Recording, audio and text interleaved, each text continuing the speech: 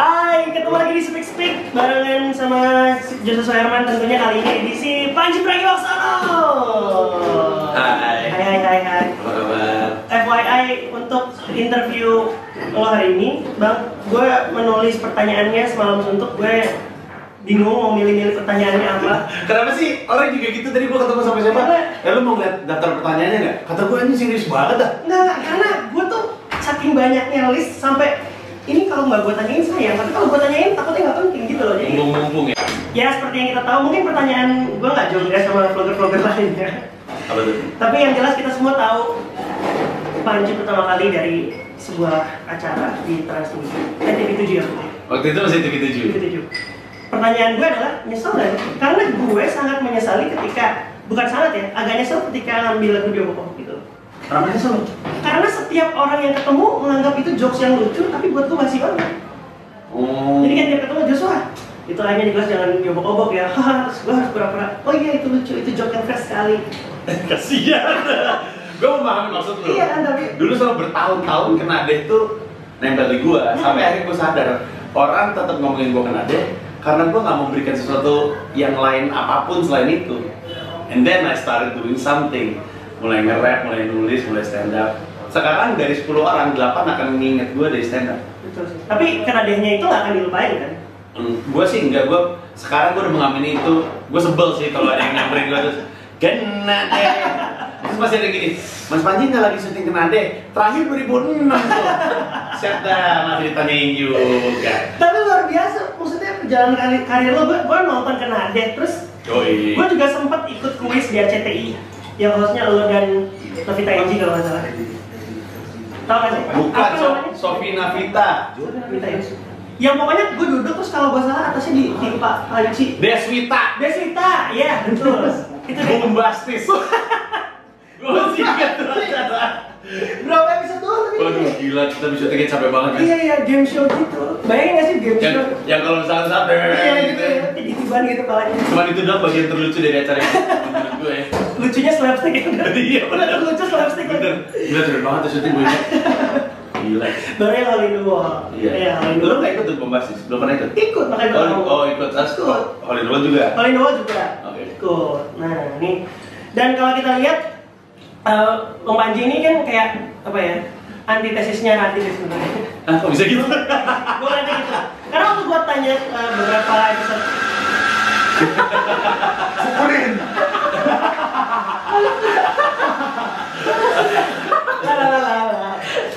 Soalnya waktu beberapa waktu lalu gue ngobrol sama Rashid. Yang mati lampu di rumah. Iya benar, nonton juga berarti. Dia kan aman banget gitu soal materi semua. Iya ya. Iya mancing doang. soal film, buku, stand up-nya, semuanya kayak ya gua aman-aman aja. Berbanding terbalik dengan lo bang yang sebenarnya orang-orang tuh risih sih ngomongin ngebela gay, tapi lo ngomongin itu di depan publik, lo nggak takut? Ya bagaimana pun lo kan tetap jualan, butuh mereka gitu, butuh orang-orang itu yang sebenarnya mungkin nggak setuju.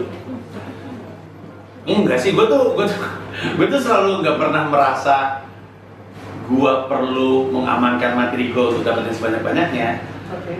Karena prinsip gue kalau berkarya adalah gue pengen ngomongin apa yang gue pengen, yang mau beli hayu enggak juga nggak apa-apa gitu. Oh iya, nanti tulus aja sebenarnya kalau mau ya udah gitu. Karena dan apalagi menurut gue punya banyak teman yang gay. Gue punya banyak teman yang gay, menurut gue gay itu kaum pemberani, mereka hidup di negara yang tidak menerima mereka. Lu kayak misalnya lu hidup di sebuah negara yang membenci orang medok. Nah iya, gue ngomongin lagi tuh. Iya. Nah ini sementara medok bukan kondisi yang bisa berubah. Iya. Ya, sama kayak gitu. Iya. So I'm doing this, for them, for me. Jadi apakah ucapan lo di atas panggung semuanya bisa lo pertanggungjawabkan atau enggak aja sebenarnya? Ya gue kayak pengen ngomong aja. Nah yang bikin gue nulis special tuh lama adalah karena gue jamin setiap omongan yang keluar dari mulut gue bisa gue bertanggung jawab.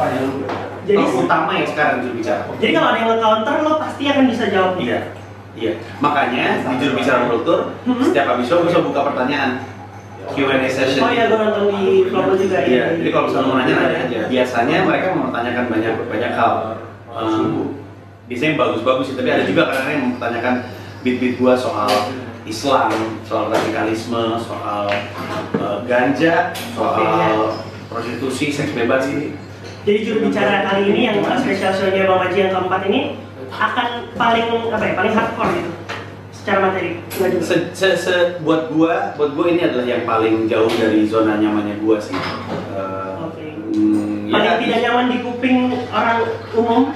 Bisa dibilang gitu. Makanya gue setiap kali habis show, setiap tutup tuh gue selalu bilang gue tahu pasti di benak penonton tuh ada yang menolak apa yang gue bahas dan nggak setuju dengan topik gue. Kalau lo mau nanya, silakan gue kasih bukti sekarang. Berarti sejak kan 3 tahun hukum. Untuk ngumpulin materi World Tour yang jubir ini berapa lama? Gue tuh habitnya kalau gue nemu ide, gue tulisin handphone, tapi nggak langsung bawa. Nggak langsung jadi materi. Ya, gue kumpulin terus di handphone gue tuh di notesnya tuh udah banyak banget. Nah itu gue kumpulin dari 2013 sampai 2015 Desember. Enggak, sampai 2015 November. Dari November sampai dengan April gue nulis. November, Desember, Plus open mic-nya? Iya. Selama itu. Selama itu, untuk memastikan materinya bisa dipertanggungjawabkan dan lucu terutama.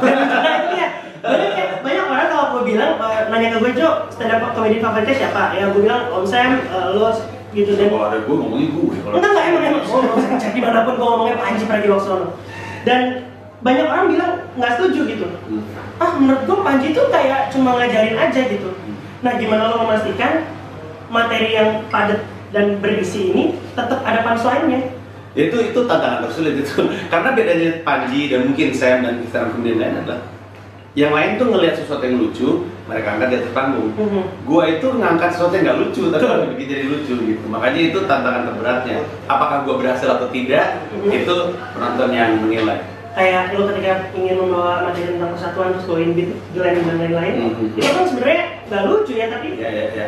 Nah, spesialnya lo adalah jago untuk storytelling. Semua orang mengakui itu.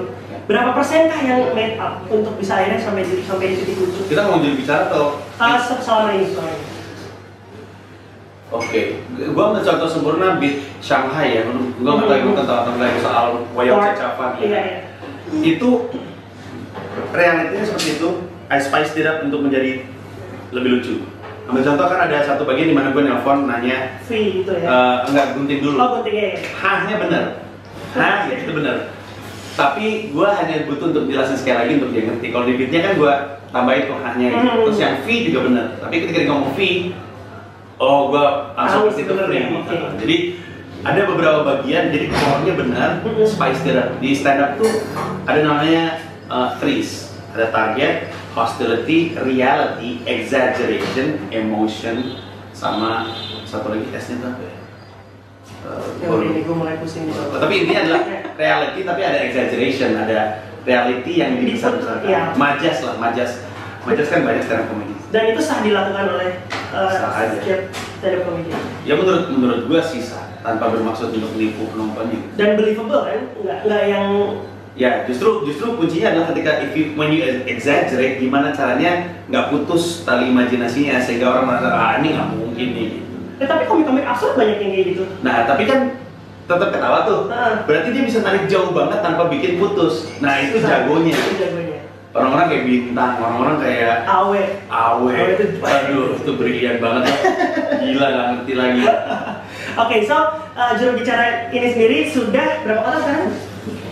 9 out of 24. Dan tanggal 10 Desember tiketnya dibuka mulai? Ada presale 1 tanggal 17 Agustus. Bisa dilihat di jurubicara.id informasinya. Minta dong.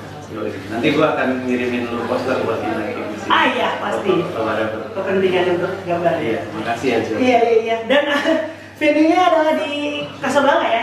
Iya, di Casablanca Hall. Di kota Casablanca. Kalau ke Kokas di atas banget itu ada venue. Kalau kalian orang Kristen di Jakarta harusnya tahu. Harusnya tahu. Karena itu JPCC. Iya betul. Akustiknya bagus itu. Iya. Lightingnya bagus banget. Thanks to Christians. Bineka Tunggal Ika. Pancasila. Iya. Itu orang-orang yang gereja di situ. Itu selalu cerita, mereka duduk paling belakang pojok pun bisa ngelihat. Betul. Gue pernah terlambat datang ke gereja di situ dan gue akhirnya duduk paling belakang. Dan soundnya masih bagus banget. Iya. Terus ada screennya tuh resolusi bagus banget ya atau gimana gitu. Jadi. Iya, multimedianya emang keren sih gereja itu. Jadi patokan di Jakarta gitu. Iya. Jadi dijamin akan sangat menyenangkan ya tanggal 10 Desember. Sebenarnya itu kan ini ya, apa namanya kan public functions gitu kan. Sebenarnya Kan dipakai gereja, terus bisa dipakai. Makanya gue kan show gue Sabtu tuh, gue nggak boleh pakai plat karena bongkarnya lama. Hari Minggunya Minggunya tidak ada. Oke. Gue tadinya hampir pakai venue beneran gereja. Di mana? Di Gading Serpong kalau gue nggak salah. Oh ya? Ada gedung bagus banget, kapasitasnya 3.000-4.000. Terus manajemen gue survei dong ke sana kan. Masuk ke dalam lihat foto-foto bagus dan nanya harga udah hampir deal. Terus gue lagi bikin proposalnya kan, gue Google, ternyata di depannya ada salib gede banget, tulisannya Christ Cathedral. Kata gue mana ada yang nonton ini kok gereja beneran ini? Ini gereja bener ya? Apa yang disentuh teman yang Katy Perry itu? ICE. Bukan. Bukan. SICC. Itu juga gereja. Iya. Itu gereja. Kayaknya semua venue jadi gereja sih. Istora juga pernah dijadiin gereja kan? Dan ini kan gue, sorry kalau misalnya agak pilek. Dan ini ngomong soal film, gue jadi inget Panji itu setiap special show juga selalu pilek. Iya, kamu tau sih? Gue selalu denger bintang gitu. Tapi kalau live nggak kelihatan begitu denger recordingnya, nonton ulang di YouTube atau di DVD. Tiga kali gue kayaknya. Nggak tahu. Yang paling parah yang Mas Ake kemarin sih. Iya, kelihatan bahkan dari gesture jadi gini dulu. Dan suaranya kayak ya apalagi terus minum-minum gitu kan kayak ini minumannya kenapa sih ini gitu. Keren main tenggorokan gue karena gue flu. Tapi bukan sebuah kebetulan atau karena nervous atau apa gitu? Kayaknya sih kan selalu di akhir bulan ya, selalu di ujung dari kerja keras gitu. Iya. Jadi kayak MDB tuh abis tur ujungnya itu, Masake Bangsaku juga tur nasional ujungnya itu. Jadi kayaknya akumulasi dari kecapean, badannya rontok pas di Desember. Tapi karena apa? Karena euforia jadi akhirnya tutup. Iya karena gue emang seneng banget sih baca tamu. Jadi ketika ketemu penonton ya semangat aja. Oke. Kalau di selama World Tour sakit itu pernah juga? Lucunya, kami kan ketika keluar negeri kan kedinginan kayak di Jerman tuh suhunya kan 10 derajat Celcius. Di situ sehat. Pas nyampe Medan pada sakit. Jadi kita sosokan, aduh kita nggak cocok nih sama cuaca Indonesia gitu. Tapi setiap special show, apakah selalu ada batasan usia penonton atau baru kali ini? Enggak selalu ada. Oh, sejak Masake Bangsaku. Masake nih? 15 itu? Ya. Sejak itu gue mulai merasa ini gue harus tanggung jawab sama konten gue sih. Nah, yang kali ini kenapa ketat banget nih yang jubir? Karena tahun lalu Masake Bangsaku ada yang jadi dilonggarin dan ternyata merugikan. Kayak contoh di Adelaide itu pernah dilonggarin, jadi panitia lupa bilang bahwa itu 15 tahun ke atas. Ada yang bawa bayi nangis sepanjang acara ganggu penonton. Waduh, itu malas juga ada. Terus ada yang bawa anak-anak usia 8-9 tahun di belakang kejar-kejar anggaran sambil teriak. Lalu kebayangkan lu harus menguasai penonton dalam kondisi seperti itu. Jadi ini bukan cuma masalah topiknya itu butuh kedewasaan untuk memahami. Kalau lu biarin anak-anak di situ ganggu orang dewasa yang lagi nonton. Gelap terus ada handphone nyala terang banget aja diganggu. Begitu lah. Jadi tapi hal-hal kayak gitu pasti banyak banget terjadi kan kayak hal di luar perkiraan anak-anak. Dan gue pernah dengar lo waktu lagi stand up ada yang muntah, bener ya? Iya. Cirebon. Itu langsung. Dia ngakunya karena dia flu terus dia ketawa lagi lembing whatever lagi. Jadi asli lagi di premis. Gitu di sebelah kanan di Cirebon gue Itu lo briefing atau lo biarin? Gue briefing. Nggak lucu banget ya gue yang mau muntah. Waduh, gue sih kalau lagi stand up ada yang nge-heckling aja udah panik gitu ya, apalagi ada yang muntah, ada anak-anak lari-lari ya. So that's why ada aturan ini. Iya betul. Dan kemarin sempat, kenapa gue tahu ada aturan harus di atas 15 tahun? Karena kemarin Lumaji nge-tweet soal juru bicara Jogja ya. Iya. Itu sempat ada kelalaian panitia lokal. Dan udah gue bilangin tanggung jawab juga gitu. Iya, jadi gue udah bilang sama Yonya secara langsung. Anak-anak manajemen gue udah bilang kepada mereka. Terus mereka menggampangkan karena mereka pikir ya udah sih kalau misalkan emang materinya berat, toh ada orang tuanya untuk menjelaskan. Tapi gue bilang sama mereka ini bukan masalah itu. A, kalau berisik ganggu orang. B, lu mendingan anak lu tahu istilah kayak gitu dari lu apa dari gue? Oke, jadi karena ada tadi masalah sedikit, akhirnya tapi untuk semua yang sudah beli tiket dan di refund solusinya. Ya di refund dibalikin gitu. Gua nggak, kecuali di Jakarta nanti. Di Jakarta kami nyiapin daycare. Oh, itu baru tadi kepikiran kayak kenapa nggak ada penitipan anaknya sih gitu kan? Iya. Jadi ada nanti ya? Gue punya rumah manajemen gue, mereka harus nemu lah. Apa? Itu kan kan gereja, biasanya gereja sekolah minggunya kan. Oh iya. Jadi semuanya sekolah minggu aja. Kebetulan si The Casablanca Hall itu rada lengkap fasilitasnya. Dia punya banyak ruangan-ruangan yang bisa kita mainin. Oh, oke. Bisa kita manfaatin. Jadi nanti rencananya orang tua yang nggak tahu anaknya bentar di mana, titipin daycare dan daycare-nya profesional gitu. Artinya bukan anak-anak manajemen Dan bukan mbak-mbak sembarangan. Iya betul. Kan pasti udah ada nih daycare yang sekarang di kantor segala macam. Nah kita akan coba cari mereka. Kemudian aku mau juga. Apa harus beli tiket juga nih? Enggak. Anaknya di luar aja. Oh, Nggak apa-apa. sip.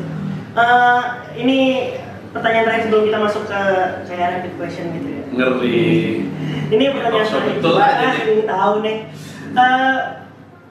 Ceritain dong tentang your worst bomb. Of course I remember di depan 1.000 orang di Sabuga live di Kompas TV. Live Di Kompas TV. Berani-beraninya Kompas live stand up. Iya, makanya justru karena dia bilang live, gue pikir ini jarang-jarang nih ada yang nawarin gue live. Gue ambil kesempatannya karena I think it's a challenge for me. Gue salah ngukur. Pokoknya it's absolutely my fault. Salah ngukur. Pertama dibilang ini adalah acara politik nih, penarikan undian nomor urut pemilu gubernur Jawa Barat. Oke, kalau dari kalimat itu yang gue tangkap penontonnya ya mungkin orang-orang KPU. Sayangnya penontonnya adalah masa partai. Jadi ini lu tahu Sabuga kan? Tahu. Sabuga kan gede banget tuh. Iya. Sebelah sini PKS, sebelah sini PDIP, sebelah sini Golkar, ini gitu-gitu semuanya. Masa partai gitu, yang rusuh-rusuh gitu tau kan? Iya. Di depannya baru orang KPU, KPUD, terus para calon-calon nih, jadi Mizwar, Aher, gitu lah. Nah, jadi waktu gue ngelihat penontonnya, waduh ini di luar prediksi gue. Terus gue stand up. Mungkin tadinya penontonnya Iman Syafi'i semua gitu kali ya. Iya benar. Iya, Muda-muda sedang politik, salah ngukur. Pangeran Syahaan. Betul. Nah pas gue datang pertama, waduh ini salah penonton nih. Cuma 5 menit dan gue salah ngomong. Gue disuruh bikin beat tentang Bandung. Terus beatnya gini, gue opening gue bilang, di Bandung ini kan banyak distro sama clothing. Sekarang tulisan tuh distro A sudah dekat, distro B sudah dekat. Terus gue bilang gue pengen dibikin distro namanya Kiamat. Jadi ketika ditulisin Kiamat sudah dekat. So it was a very simple joke kan. Yang gue lupa adalah Kiamat sudah dekat itu filmnya Deddy Mizwar. Ketika gue ngomong gitu, kamera Kompasnya nyorot Deddy Mizwar dan Mizwar ketawa. Kata pertama yang gue dengerin kuping gue sebelum semua nyorotin gue adalah curang. Gue udah rapi. Bingung dong, tapi lo nggak tahu kenapa kan mereka curang? Tahu karena gue detik itu gue sadar bahwa kesannya gue mendukung pasangan Aher dan Deddy Mizwar. Karena Deddy Mizwar ketawa ketika gue ngomong Kiamat sudah dekat. Gitu. Setelah itu udah semua tuh makian yang gue dengar, semua jenis makian yang ada dalam diri kita gue dengar tuh, termasuk dangdut aja gitu. Jadi oh gak lucu, anjing, bangsat, dangdut aja gitu. Gue udah mau ngejel tuh biar selamat. Cuman akhirnya gue selamat. Dan 5 menit it was the longest 5 minutes of my life. Dan teman-teman gue nggak nolong, mereka ngasih muka kasihan gitu. Gue yang dulu pura-pura ketawa nggak apa kek. Nah ini gue punya beberapa pertanyaan yang mungkin cukup gue jawab satu kata aja. Oke. Neo atau Sweet Martabak? Sweet Martabak. Kenapa? Karena lebih legendary, tanpa Sweet Martabak nggak ada Neo. Oke. Next, Louis C.K. atau Carlin? Louis C.K. Kenapa? Karena agak terlalu bitter buat gue. Louis C.K. lebih dekat. Dipo atau Shira? Suruh milih satu di antara 2 anak. Dipo atau Shira? Ini bisa apapun ya pertimbangannya. Nggak harus saya. Shira. Karena? Dipo udah rada gede untuk ngurus dirinya sendiri. Shira masih mesti dijagain. Oke. Tapi materi banyak tentang Dipo. Iya benar. Dan terakhir, Suci atau Suca? Waduh. Suci atau Suca? Apanya ya? Apa aja, bisa apa aja. Suci deh. Suci. Kenapa? Jadi gini, buat gua Suca tuh lebih lucu. Jauh. The show. Oh, oke. Iya. The show. Suca lebih lucu. Tapi gua lebih suka komika di Suci. Jangan lupa ya. Nonton ya. Presale 17 Agustus. Berapa harga tiketnya? Jurubicara.id ada 550, ada 350, ada 200. Tapi kalau presale 1 harganya 450, 350 sama 175. Ya masih murah. Percaya sama gue udah nonton show-nya spesialnya Bang Panji dari yang pertama itu nggak pernah rugi. Kalau punya akun di video.com boleh juga.